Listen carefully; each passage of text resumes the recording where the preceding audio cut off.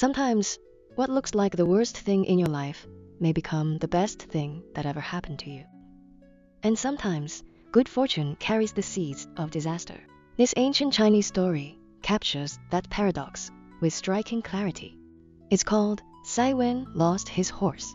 In a quiet village along the northern frontier of ancient China, there lived an old man known as Sai Weng.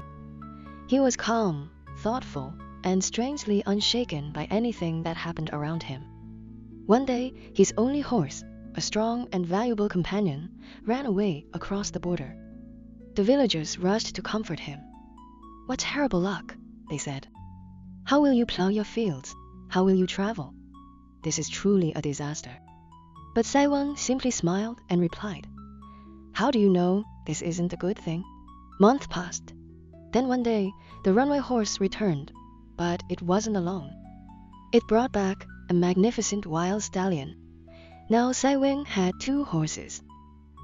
The villagers gathered again, this time to celebrate.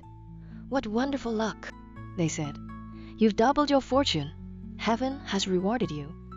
Sai Weng smiled again and replied, "How do you know this isn't a bad thing?" Sai Weng's son loved the new stallion and tried to tame it, but the horse was wild and powerful. During the attempt, the boy was thrown violently to the ground and broke his leg. Once again, the villagers came running. "This is terrible," they cried. "Your son may never walk properly again. What misfortune!" But Sai Weng remained calm. He looked at them and said, "Perhaps, but how can you be so sure?" Not long after, a great war erupted along the northern border. The emperor ordered every young man in the village to join the army. Many never returned. But Sai Weng's son, unable to walk properly because of his broken leg, was not recruited. The misfortune everyone pitied ended up saving his life. For the first time, the villagers began to understand the old man's wisdom. This story teaches a core idea in ancient Chinese philosophy. Fortune and misfortune are intertwined. Blessings and disasters transform into each other. Nothing is completely good or completely bad. Life is fluid. A single event may evolve in ways we cannot predict. Western stories often divide events into categories: success or failure, good or bad. But the Chinese worldview offers a deeper insight. What seems good may lead to trouble.